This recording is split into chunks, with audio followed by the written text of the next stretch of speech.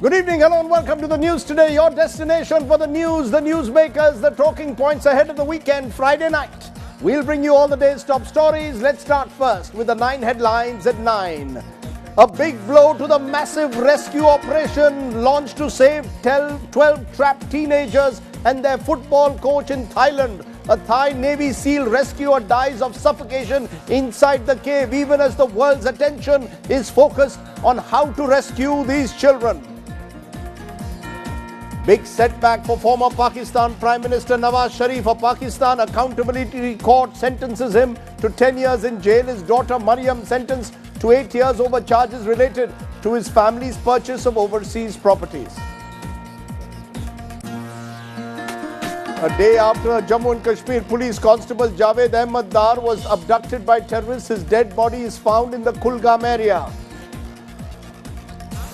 Setback to India's hunt for Zakir Naik. Malaysian Prime Minister says hardliner Islamic preacher will not be deported. Says Naik can continue to live in Malaysia as long as he doesn't create any trouble.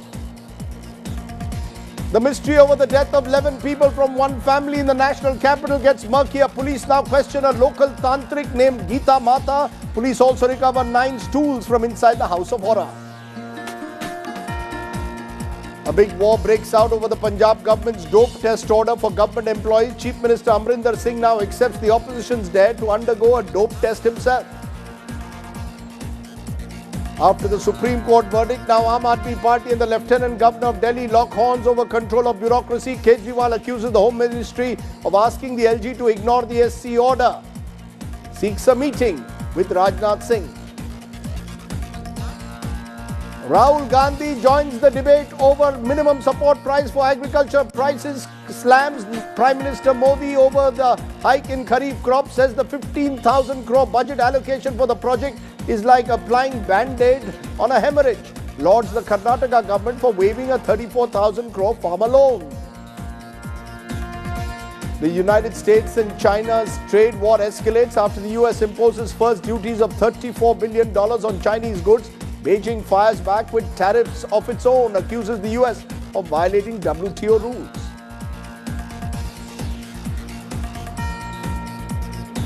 But my top story tonight is coming from Thailand, a country which has become the focus of the world's operation after a rescue operation has begun for 13 teenage footballers who are trapped in a waterlogged cave. A setback, though, to that operation today when a former Navy SEAL who volunteered for the rescue died due to suffocation on Thursday. Now the rescue operations have entered day 14 as authorities continue to boost the morale of the trapped kids and their coach. The Met Office is predicting heavy rains that could be another setback for what has become a global rescue operation. India Today's Maushmi Singh is the only Indian reporter on ground zero giving you what's happening in this massive rescue operation that has captured the world's imagination. Take a look at tonight's top story.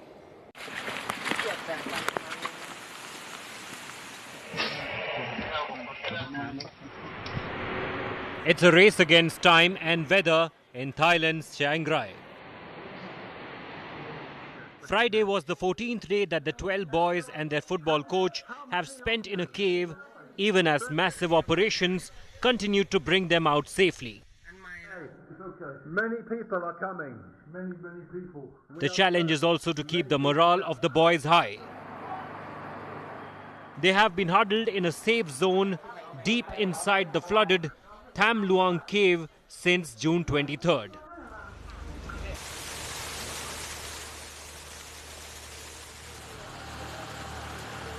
Rescuers from across the world have joined the Thais in the effort to bring the 13 out. And on Thursday, the operations took a tragic turn after a former Navy SEAL who had volunteered died due to suffocation in the cave. 38-year-old Saman Gunan lost his life while exiting the cave. Efforts by his teammates to revive him failed.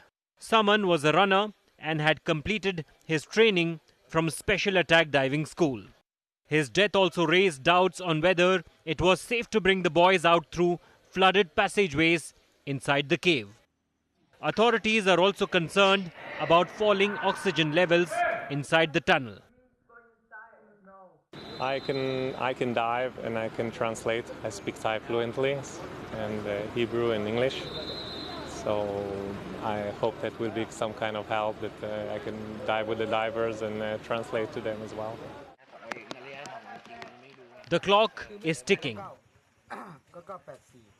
Friends and family of those trapped are waiting with a prayer on their lips, hoping that the ordeal ends soon for the boys.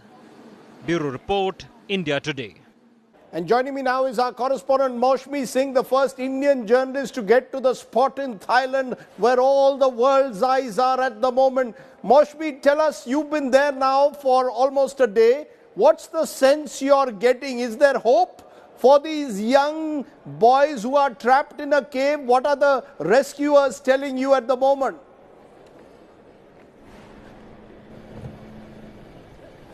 Rajdeep, you're right, we are on ground zero and this is actually the entry point to Tham Luang cave, which is about a 10 minutes walk from here. That's where we are at the base camp. Behind me you can see that this camp has been set up. It's been a hard day for all the security and the rescue operation agencies. We've seen countries come together to pitch in to cooperate with the Thailand agencies. We've seen security forces, soldiers actually change shifts. We've seen army vehicles come in, and there is a sense of solidarity is what I have noticed right here in the entire area. We've seen people come from across the countries to pray. There was a lot of chanting in the evening, even as the clouds gather over the mountain. Now, Rajdeep, when I arrived here, actually I was daunted by the height of the mountain. I didn't assume that it would be so huge, and so the distance from the ground is actually about a kilometer, and right behind me you can see that these are men of steel. These are the people who have braved all odds. They are marching. I told you that there is a change of guard as the night sets in. Saturday could be a troublesome day for these rescue teams, as it doesn't predict. It predicts heavy rain showers. Next 1 week is going to be quite tough for these agencies, and that's why time is running out. We've learned that there could be a briefing in the next 15 minutes. This briefing was actually planned about an hour ago and was postponed. So something big or something, some update is coming up, Rajdeep. Yeah. But you know, the fact is, this morning there was this news has come in of the tragic death of one of the divers, one of the rescuers, because he ran out of oxygen. Despite that, you're saying the rescue efforts will continue. Now, are all the rescuers only from Thailand, or are people from different countries joining into this effort?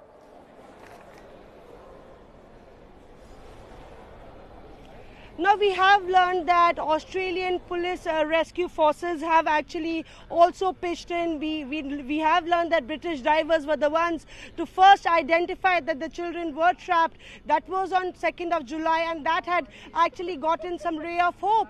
But things have not looked good ever since then. And when today, that morning, this morning, the news broke out that the Navy SEAL had actually been killed rescuing those children, that gave the authorities nervous moments, Rajdeep, because you know there is a short supply of oxygen, there is the danger of the weather playing truant, and then you have the children who are psychologically traumatized and stressed, and they would know that the Navy SEAL was actually killed. So it is a very, very precarious and delicate situation. We would be learning shortly what the authorities are up to. They would be addressing the media in a while. Okay, we'll try and get more details. Stay safe. Maushmi Singh, who's tracking that big story for us at the moment. I want to go to the newsroom because Shiv Arur is going to give us a sense of what the challenge is. Where exactly are the challenges before the rescuers there in that story that has grabbed the world's attention? Shiv. Well, Rajdeep, for those of us who aren't there on the ground like Mausami is, it's a little difficult to imagine just how difficult the approach to this rescue mission really is. I want to give you an overview of what it is like. It's a distance of 2 kilometers through zero visibility water deep inside a network of caves that rescuers have to get to even access the boys who are assumed at this point. It's a total of 2 kilometers, which basically means swimming for about 3 hours in total. This is where the entrance is, and this is where the rescuers are trying to enter from. But this is also where the menacing floodwaters are getting in, with more rains being forecast. It's a sort of circuitous area, shallow water, completely murky, in some places as thin as 2 or 3 meters, with very, very low height. Even very professional divers and swimmers are unable to navigate this area. There are certain parts which are actually navigable by foot, but then again water has collected in these parts which are a little deeper. So it is an obstacle course of very, very frightening proportions for the most seasoned crew. And I think the fact that, a Thai Navy SEAL, some of the most proficient rescue divers, Rajdeep, has lost his life so tragically in this overall effort is really testimony to how difficult this entire operation really is. These numbers may be small, 2 kilometers, 3 hours, but the actual route to get to those children is absolutely horrific. Shivarur, my colleague, joining me to give me a sense of why this challenge is so great. And a short while ago, I spoke to Raj Singh Dhankar, ex-Director Diving Ops, Indian Navy, asking him what he believed was the biggest challenge facing the divers at the moment in Thailand. Listen in. See, the greatest challenge, as has already been highlighted, is the cave environment itself. It is very dark. The waters are muddy and murky. The visibility in the water is almost nil. The passages are very constricted. These are the main challenges, and it's a long way inside, that is 4 kilometers. Although whole of this 4 kilometers may not be flooded, the flooding will be in parts. If I recall correctly, there are one stretch of 400 meters, then there are other short stretches. So other thing is that the boys are non-swimmers, but the best part and the positive part is that these boys are from the football team. They are very well motivated because they have survived till now. Being young, they will pick up the techniques very fast, and they can be trained to dive very easily. Okay, that was Captain Dhankar giving me a sense of what is the challenge that lies ahead of the divers there in Thailand. Now that story, as I said, has grabbed the world's attention, but a story that's building up in the subcontinent is in neighboring Pakistan, where this evening there's been a major setback for former Pakistan Prime Minister Nawaz Sharif. An accountability court has announced its verdict in the Panama Papers case. Mr. Sharif has been sentenced to 10 years in jail. The court has also imposed a fine of £8 million.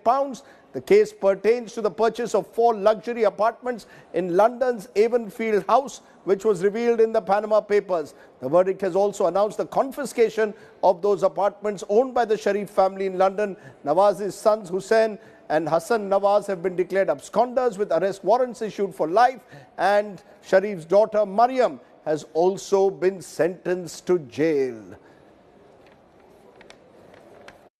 आज इस कौम के सपूत को, फर्जंद को आज जो सजा सुनाई गई है, मैं समझता हूं कि वो इसके कतन हकदार नहीं थे। उन्होंने इस मुल्क के इस कौम की बेपनाह खिदमत की है। इस पाकिस्तान के हवाले से उनकी बेपनाह खिदमत हैं। मैं क्या क्या बताऊं। Okay, let's get a sense of what this means. Remember, this comes just a couple of weeks before Pakistan goes to the elections on the 25th of July. Nawaz Sharif sentenced to 10 years in jail. Kamar Chima, strategic and political analyst, now joining me there from Pakistan. Kamar, what is your sense? Will Mr. Sharif now come back at all? He wasn't going to contest the elections, but he's in London at the moment with his wife. Given this verdict, is he at all going to come back to Pakistan or stay out at least till the elections? Well, I think first of all, definitely there has been a setback to the PMLN. PMLN is definitely worried. But one thing is very clear. PMLN is a strong political party and it has deep roots in the northern Punjab, where it has won most of the seats always, one thing. Second, the sources in the PMLN are saying that Mr. Nawaz Sharif is coming in next week in Pakistan because they understand that if Mr. Nawaz Sharif will be behind the bars and his daughter will be behind the bars, definitely the sympathetic voter of the PMLN and the others who are the swing voters, they may go for the PMLN because there has been an impression in Pakistan that somehow institutions are against PMLN and Mr. Nawaz Sharif. So you don't think that this will give Imran Khan and the Tehreek-e-Insaf an advantage in the elections? You actually believe there will be a sympathy vote for Nawaz Sharif as a result of this verdict? This is what the PMLN is thinking. That is one version. The other version is that the PTI definitely understands that if Mr. Nawaz Sharif has been sentenced, then his long struggle against corruption, his long struggle that those who are powerful, they must be prosecuted, they must be behind the bars because all that money is illegal money. So definitely the PTI is definitely going to get advantage of that. But there is a struggle at the moment, and this impression in Pakistan is very much high that the institutions are motivated. Okay, Kamar Chima joining me there, that the impression in Pakistan is this is motivated. How will it play out in elections in 2 weeks from now? We'll wait and see. Thanks very much for joining me there at the moment. Let's turn back home to the story that is my top story in India. Jammu and Kashmir police constable Javed Ahmed Dar's bullet-ridden body was found in Pariwan village in Kulgam. He was abducted by 2 to 3 terrorists from a local medical shop in Shopia on his way back from duty at around 8:30 p.m. last evening. Yet another Kashmiri has been killed by the bullet of a terrorist.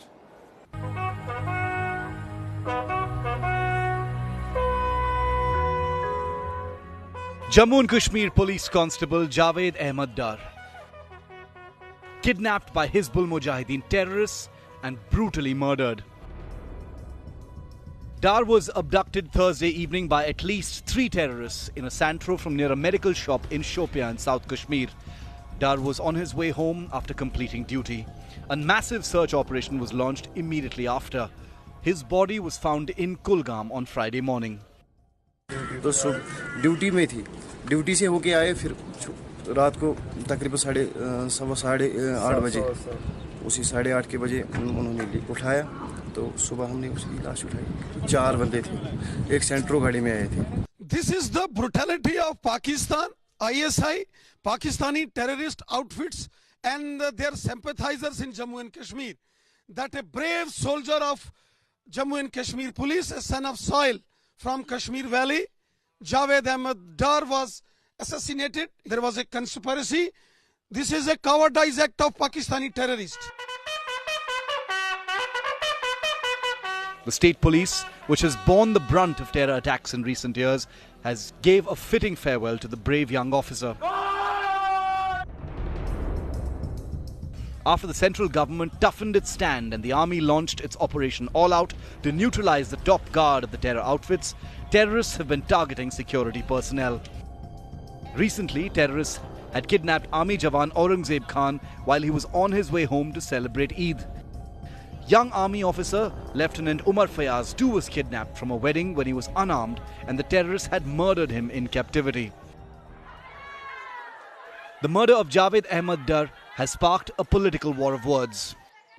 हम आतंकवाद से मुक्त कश्मीर को कराएंगे, इसी सरकार में होगी, और रक्षा तंत्र हमारा इतना मजबूत है कि हम एक-एक चुन-चुन के बदला लेंगे.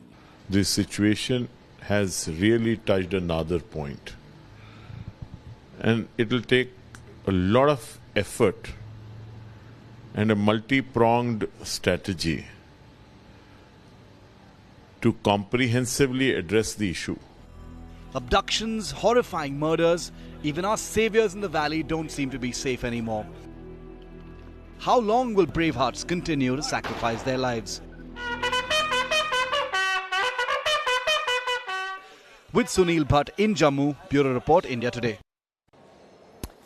Yet another tragedy there in the Kashmir Valley. Let's turn to the other big story that's building up. A massive political war has erupted over the Punjab government's dope test order for government employees in the state. After the opposition parties challenged Chief Minister Amrinder Singh himself to undergo the test, Captain Singh has now accepted the dare.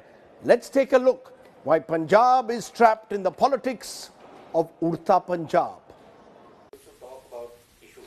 Punjab Chief Minister Amrinder Singh has accepted the BJP's taunting challenge to undergo a drug test. The Chief Minister says he will do so to silence critics of his decision to make drug tests compulsory for all state government employees. Amrinder's statement came even as government employees and opposition leaders questioned why the Chief Minister had spared legislators from the test for drugs use. I think all those people, including the leader who called 70% of Punjabis nashedis, should first have himself and his entire party and all the people of his party tested, because he must be surrounded by 70% nashedis that he's clubbed all Punjab youth like that. The Aam Aadmi Party MLAs went a step further. They took the test and asked the state ministers to do the same. For the Congress, MLA Harpratap Singh Ajnala was the first to take up the challenge. मैं अपना dope test कराना और मैं अपने हल्के नू lead देनी है भी बच्चियों पेरेंट्स नू ही भी जे मैं तुहाडे अगे खलो सकदा है तुसीं भी मेरे नाल आओ आपां इस चीज़ नू आदत नू खत्म कर दईए और चंगे नागरिक बन के समाज नू सोहना बनाईए. In its fight against the deadly drug menace in the state, Captain Amrinder Singh this week issued orders making it mandatory for all government employees, including both civil and police, to undergo dope test. The test will be conducted right from the time of their recruitment through every stage of their service. The decision impacts no less than 3.5 lakh employees in the state. With Manjeet Sehgal, Bureau Report, India Today. Now that's the politics of drugs in Punjab, but what's actually happening on the ground? Now it's 18 months since the Captain Amrinder government took over, making big claims to end the drug menace in the state. The ground reality, though, is rather different. My colleague Manjeet Sehgal reports from the villages in Bhatinda and Sangrur. Take a look.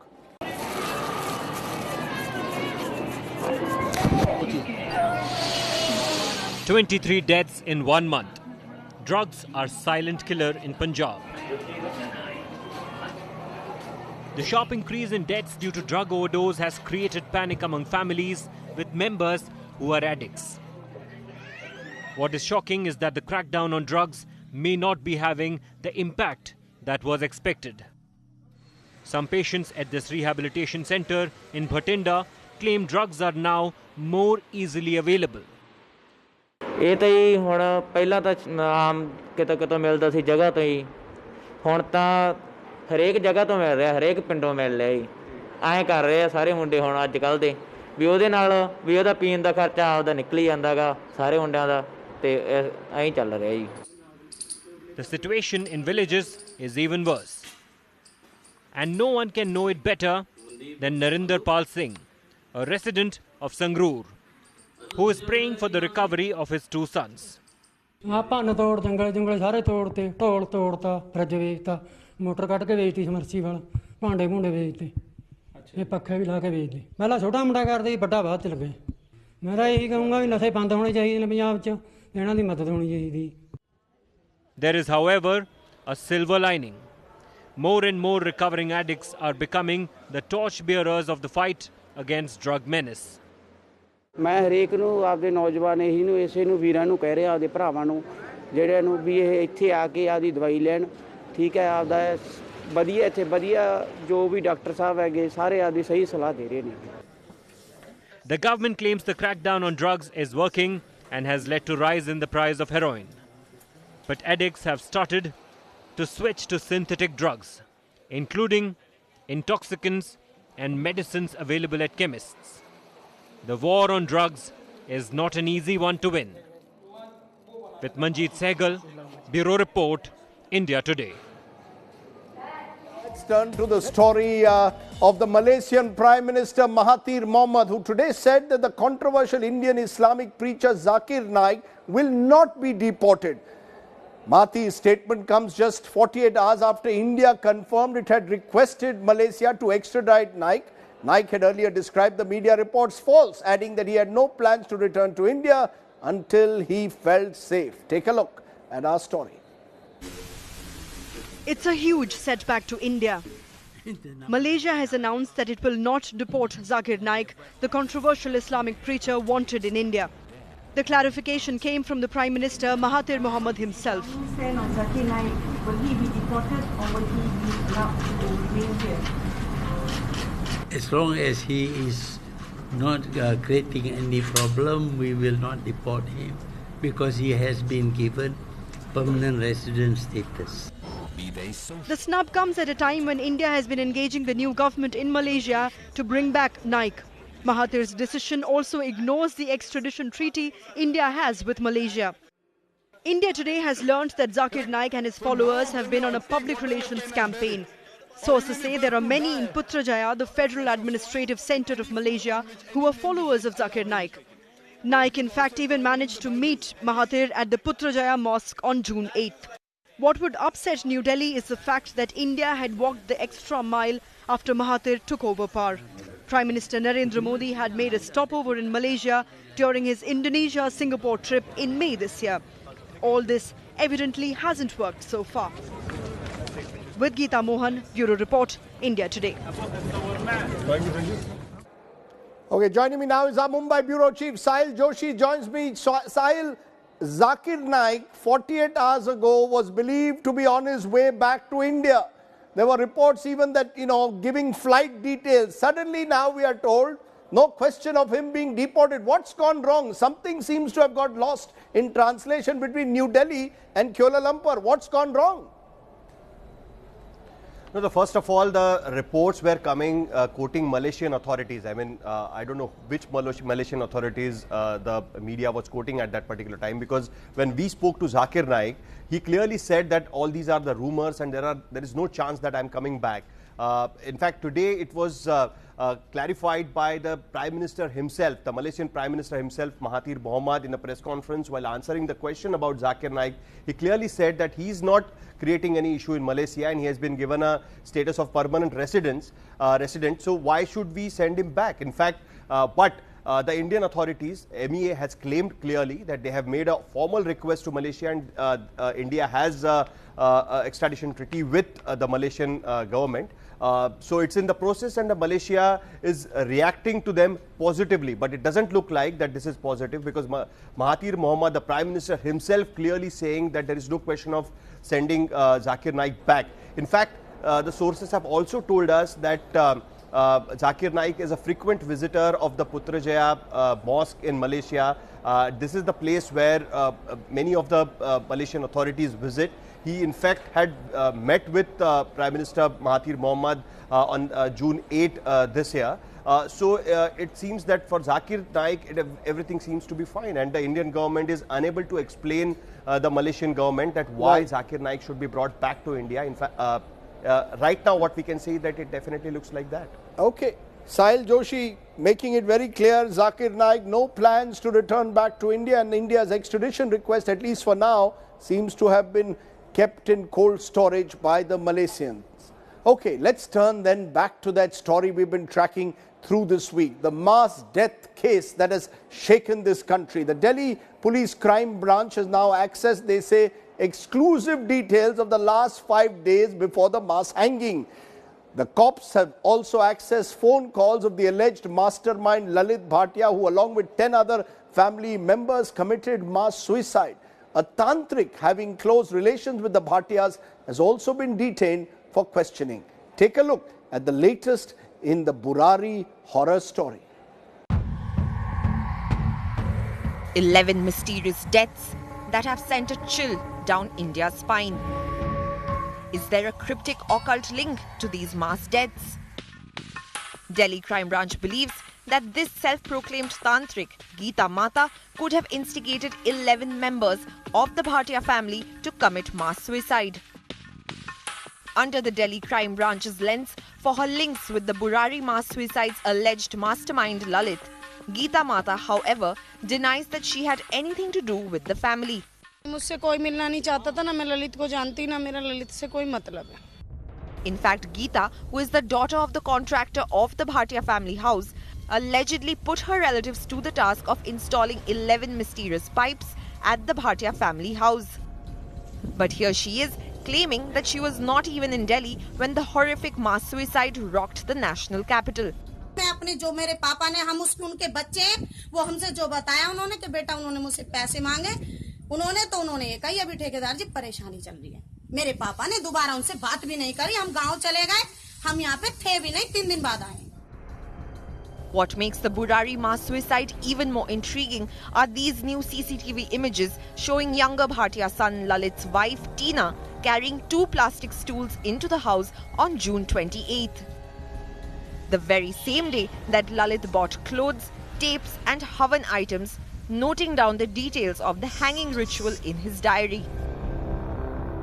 Crime branch officials are now probing the role of the family's younger son Lalit. Lalit, who claimed he was being directed by his late father and spoke in his voice for months, even wrote 11 diaries detailing how the family would eventually perform the final ritual of death. Probe officials are investigating if the mass deaths were a case of shared psychosis in the family. Shared psychotic disorder is a rare type of mental illness in which a healthy person starts to take on the delusions of someone who has a psychotic disorder. In this case, Lalit appears to have passed on his delusion to the entire Bhatia family. While over 60 people have been interrogated, is this rare mental disease behind the 11 mysterious deaths in Burari? Bureau Report, India Today. Let's turn to another special focus tonight. The Narendra Modi government on Wednesday approved the hike in the minimum support prices of crops, giving farmers a promised 50% return over their cost of production. This, of course, has raised several questions. Will it actually benefit the farmer? If so, by how much? Remember, the price of paddy has been increased by 13%, jowar and others also by substantial numbers. But while the government is claiming the decision is historic, the opposition has termed it as an eyewash, questioning how can the government's plan be budgeted at just 15,000 crores for India's 120 million farmers. Okay, let's go to someone who really is the father of India's Green Revolution, or one of the fathers of India's Green Revolution, whose report formed the basis of the government's MSP entire package. Dr. M.S. Swaminathan joining me from Bengaluru. Appreciate, sir, you're joining us. The government, sir, is claiming the new MSP assures a 50% return on the cost of production. Do you believe that this will have the desired impact? Because there is a question mark as to how this cost of production will be calculated. What is your take? Are you convinced by the government's claim? I have in my statement given the figures, what is likely to be the benefit to the farmer. At the moment the farmers are in such distress, if there is any improvement is welcome. Not only the price should be attractive, but the procurement must be more attractive. They should be bought at the MSP, otherwise the market prices and the government MSP, if they are all in conflict, right, then farmers won't benefit. So I welcome the step taken by the government to improve the prices of agricultural commodities, but that's only one first step. Procurement has to be assured, public distribution has to be assured, and we should be sure that the cost of production is carefully calculated. For example, the deputy chairman of the Planning Commission or the Niti Ayog, he has said that the cost of land is not taken into consideration because it's very variable. but there are ways in which this can be done. Calculation has been done. That is why the C2, what we call the C2, total cost of production, its components should be carefully studied. They should all have a bearing on farmers' well-being. So you're raising a very valid point. We don't know what the cost of production will be taken, whether it will include land value or whether as to how the C2 will be calculated. But the government is also promising this is part of its effort to double farm incomes by 2022. Does an MSP hike really help in that direction?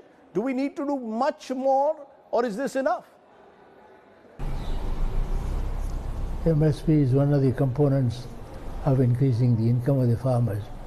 That's what we pointed out in the National Policy for Farmers, an income orientation to agriculture. In fact, if you read the National Policy for Farmers, the very first sentence reads, the policy is intended to give an income orientation to agriculture. Therefore, it's an important step. It's one of the important components of total income of farmers. It all depends also on the marketable surplus. Majority of farmers. Right. Let me just, one last question. So some experts are saying the MSP regime itself is flawed. It favors crops like wheat, paddy, sugarcane, some of which no longer may be economically viable, particularly for the smaller farmers. They claim MSP is not an incentive anymore for farmers to shift to other crops which are more viable. Do you believe that this MSP-driven policy is really the answer to the crisis of agrarian distress in this country?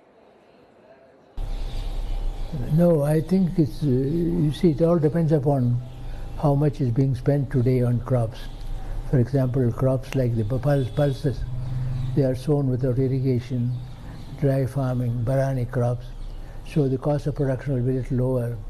So I wouldn't say a generalization like the one you mentioned can be done. It depends upon the crop, the amount of expenditure, but the cost of production must be calculated in a way that everybody agrees that the components of it are relevant to the farmer's well-being. Just one final point, Dr. Swaminathan. You know, we've seen this with governments in the past also, but this particular government of Narendra Modi ji was against MSP hikes for the first 3 years when it was in power, criticized the Manmohan Singh government for its policy of raising MSP. Now in its 4th year, just ahead of the big election next year, it raises MSP. Successive governments have sat on your report for years. Do you think that the agriculture policy is never framed with a long-term vision? It's born out of political compulsion, as this latest move of Mr. Modi appears to be. Well, in a democratic society, all will be political compulsion. Therefore, there is no question of making everything into a political compulsion. It's a human consumption. It is a human compulsion. The farmers are also human beings. They are citizens of the country. They constitute nearly 50% of the population. And today they are in extreme distress, as one can see from the agitations and so on. Therefore, a fair and remunerative marketing policy, a price structure which is remunerative, like the one pointed out by the National Commission Farmers, is very welcome, very welcome. But as I said, this increase in price, support price, is only the first step. There are many steps to be taken. Right, if you sir. want to double the farmer's income, there are many other steps which are to be taken.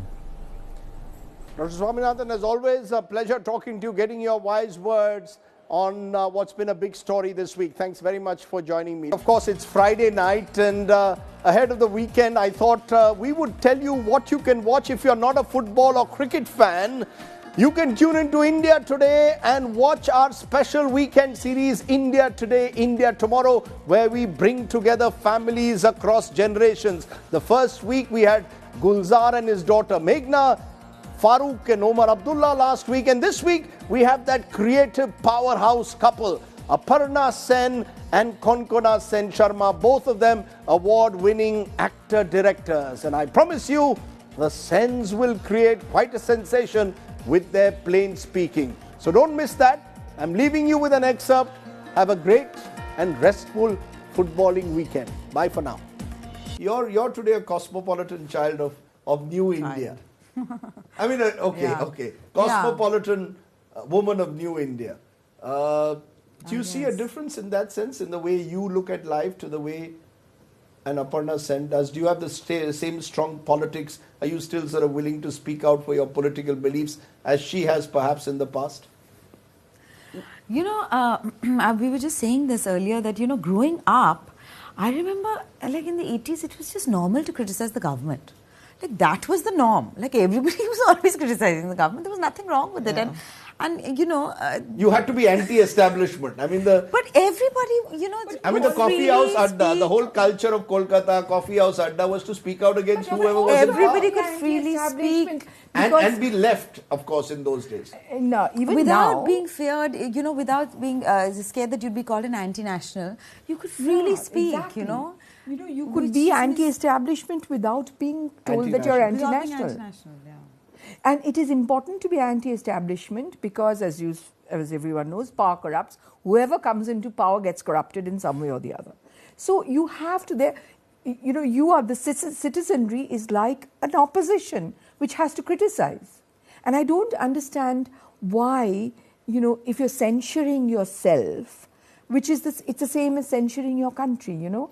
You have to be critiquing your country in order for it to improve. Everybody, not just me or her. Do you find it much more difficult than today to speak out? Are you much more wary or conscious of what you might say because how people will react compared to 20, 25 years ago? I am not, because it really doesn't matter. I've lived too long and it doesn't matter.